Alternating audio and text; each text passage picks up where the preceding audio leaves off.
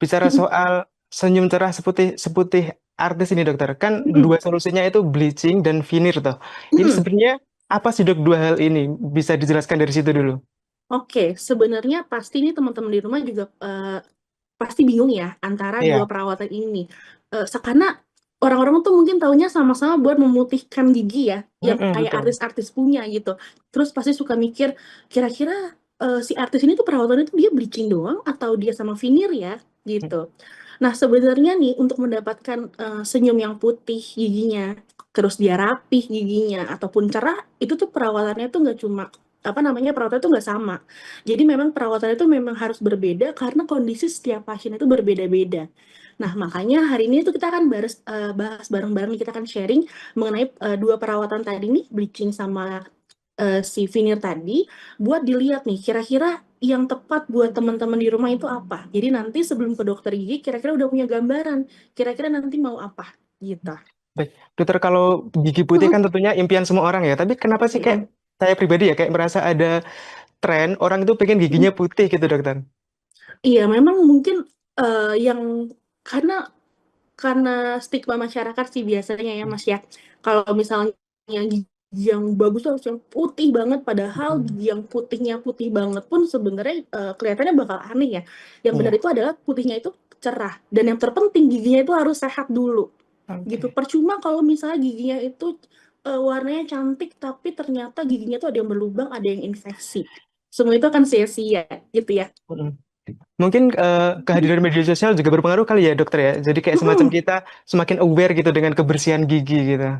Betul, betul. Apalagi zaman sekarang teknologi sudah maju, sosial media juga lagi gencar-gencarnya ya orang-orang bisa ngelihat apa namanya video edukasi dari TikTok mungkin dari Instagram. Jadi eh, apalagi artis-artis yang suka pamer nih misalnya giginya bagus, Mm. giginya itu putih gitu. Pasti kan orang-orang akan lebih tergiur jadi kayak pengen ngikutin tren. Padahal untuk mencapai giginya ini itu putih, giginya cerah, giginya bagus, itu nggak cuma sekedar ngikutin tren aja. Karena Oke. karena beda-beda tuh perawatannya, kondisinya juga beda. Oke dokter. Dokter kalau Mm-mm. bicara bleaching dan veneer ini kan yang paling terasa kan dari estetika ya dok ya. Nah saya tapi penasaran nih ini sebenarnya terbatas pada estetika aja atau sebenarnya juga punya alasan kesehatan dokter? Oke, sebenarnya kalau misalnya kita bicara tentang dental veneer dulu ya. Ya. Saya jelaskan sedikit nih. Jadi sebenarnya veneer itu apa sih? Nah, veneer itu adalah sebuah lapisan tipis yang ditempel pada gigi. Yang fungsinya itu nggak cuma buat mutihin aja, tapi juga Hmm. memperbaiki bentuk gigi. Jadi kalau misalnya tadi Mas bilang apa namanya buat memperbaiki estetika. Veneer ini bisa untuk memperbaiki estetika. Misalnya punya giginya itu kelihatannya itu nggak simetris. Dia giginya itu jarang-jarang gitu ya. Jadi kan kadang-kadang orang suka malu ya karena giginya kecil-kecil jarang-jarang terus pengen diperbaiki sekalian dicerahkan warna giginya itu bisa tuh pakai si dental veneer ini tapi tetap dengan pengawasan si dokternya harus konsultasi Hmm. juga ke dokter giginya atau misalnya giginya itu terlalu kuning atau giginya itu cukup berjejal tapi berjejalnya ringan ya yang mungkin pasiennya itu enggan pakai perawatan behel atau orto mungkin bisa tuh dikonsultasikan ke dokter giginya buat ditanyakan. Dok, saya mau dong dok giginya dirapihin tapi nggak mau pakai behel. Bisa nggak di veneer? Nah itu tuh nanti akan dinilai tuh sama dokternya kira-kira bisa atau enggak. Jadi untuk dental veneer ini memang fokusnya adalah untuk memperbaiki estetika secara menyeluruh. Nggak cuma warnanya aja, tapi bentuknya juga akan diubah. Gitu. Nanti beda sama si bleaching. Kalau bleaching gimana dokter? Langsung nyambung aja nih gitu. Oke, kalau bleaching itu sebenarnya dia hanya fokus buat mencerahkan warna gigi tanpa Oke. merubah bentuk. Ibaratnya kayak kita nyuci baju, Mas. Nyuci Mm-mm. baju putih nih yang kena noda, tuh kita bersihin pakai sabun. Kan pada Oke. saat kita bersihin pakai sabun itu nodanya hilang, warna bajunya akan lebih cerah, tapi baju tetap sama. Gitu ya. Sama halnya dengan gigi. Pada saat dia di bleaching, warnanya akan lebih cerah, tapi giginya tetap itu bentuknya. Oke. Gitu. Berarti bahasa bahasa sederhananya nih dok, bleaching itu hanya memperbaiki warna. Kalau Mm-mm. veneer itu sekaligus bisa bentuknya juga gitu ya dokter ya. Betul, jadi kalau misalnya fokusnya tuh di bentuk dan juga di warnanya yang mau Mm-mm. diperbaiki, dental veneer itu bisa menjadi solusi, bisa jadi indikasi utama. Tapi kalau misalnya hanya sekedar mau mencerahkan warnanya aja, mungkin bisa dengan menggunakan bleaching. Oke. Dokter, saya perdalam lagi nih soal Mm-mm. bleaching. Mm-mm. Bleaching itu bahan yang dipakai apa sih, dokter? Sebenarnya bahan bleaching itu apa namanya, yang penting itu adalah klinik itu ada yang namanya bahan yang mengandung kandungan hidrogen peroksida. Nah, bahan bleaching ini memang bentuknya itu semacam apa namanya, kayak bisa gel atau sesuatu yang bisa kita aplikasikan ke gigi. Jadi Hmm. sekalian saya jelasin aja ya, kira-kira gambaran cara prosedur bleaching itu seperti apa. Mungkin kan teman-teman ada yang penasaran nih, bleaching itu diapain sih dok, gitu ya. Nah, Iya, jadi kalau dokter. misalnya prosedur bleaching ini adalah nanti giginya itu akan kita olesi sama si bahan yang mengandung si hidrogen peroksida ini.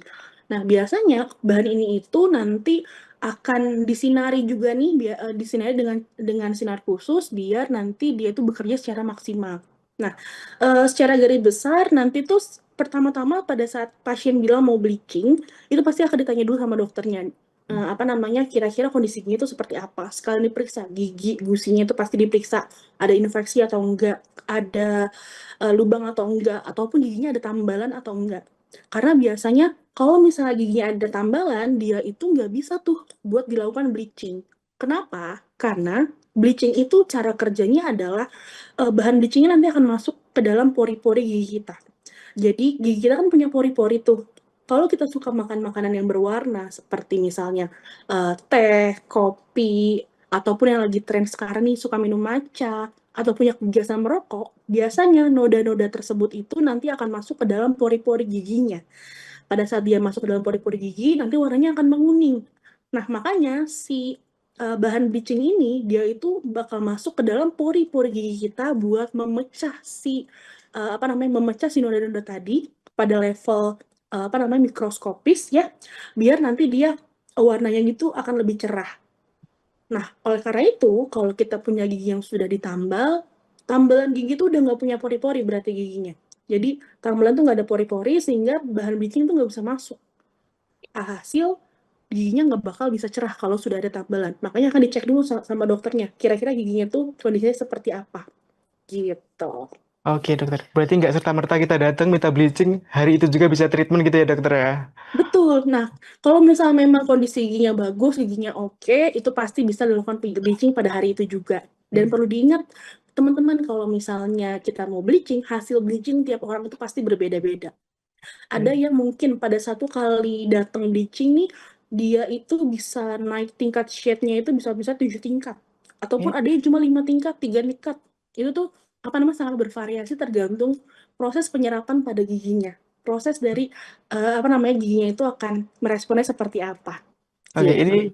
ini ilmu baru banget nih, dokter. Saya sebagai orang awam tuh ngiranya ya paling langsung putih banget gitu. Ternyata nggak gitu ya. Betul, gitu. Oke. Tapi kalau memang kalau misalnya dibandingkan sama dental veneer, untuk bleaching itu memang dia lebih instan.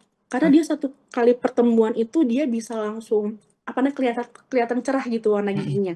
Berbeda sama si dental veneer. Dental veneer itu ibaratnya kayak eh, kalau cewek-cewek yang suka pasang kuku palsu ya Mas ya. Iya, dokter. Kuku palsu itu kan dia sifatnya customized ya. Ya. Jadi setiap orang itu pasti bentuknya itu berbeda-beda. Sebelum dipasang kuku palsu pun pasti akan dilihat kondisinya, kukunya sehat atau enggak. Begitu pula dengan gigi. Pada Hmm. saat pasien bilang, dok, saya mau di veneer, pasti sama dokternya akan dicek dulu keseluruhan lagi. Giginya, gusinya. Pada saat pasien menggigit, itu akan dinilai itu sama si dokternya. Buat lihat, kira-kira veneer itu cocok gak buat kamu? Hmm. Mungkin menurut pasien, apa namanya, seperti yang sudah saya jelaskan, masuk ke dalam kriteria, tapi ternyata pada saat dokternya cek langsung, oh nggak bisa di veneer. Bisanya seperti itu.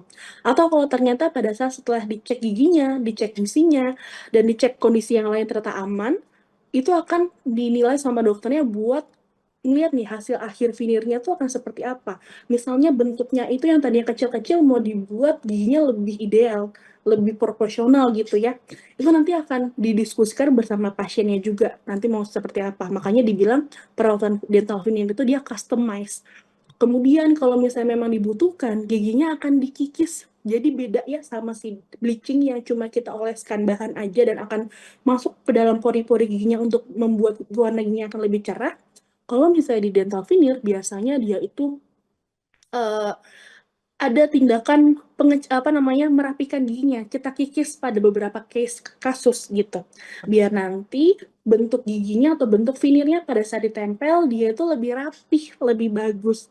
Nah, biasanya tuh memang ada orang-orang yang pas tahu dikikis langsung mundur, kayak, "Dok, saya nggak mau dikikis." Karena kalau dikikis kan dia nggak bisa di kemudian hari dia mungkin mau lepas finirnya, nggak bisa diapa-apain lagi giginya karena sudah seperti itu. Gitu. Nanti kalau misalnya sudah dikikis giginya, sudah dirapihin, baru dicetak. Dicetaknya fungsinya buat apa? Buat nanti cetakannya kita kirim ke lab buat dibuatkan si veneer-nya tadi. Veneer-nya udah jadi, baru kita tempel nih di giginya sesuai sama bentuknya, warnanya sudah sesuai ditempel, baru pasiennya bisa senyum dengan veneer-nya gitu. Download Tribun X sekarang. Menghadirkan lokal menjadi Indonesia.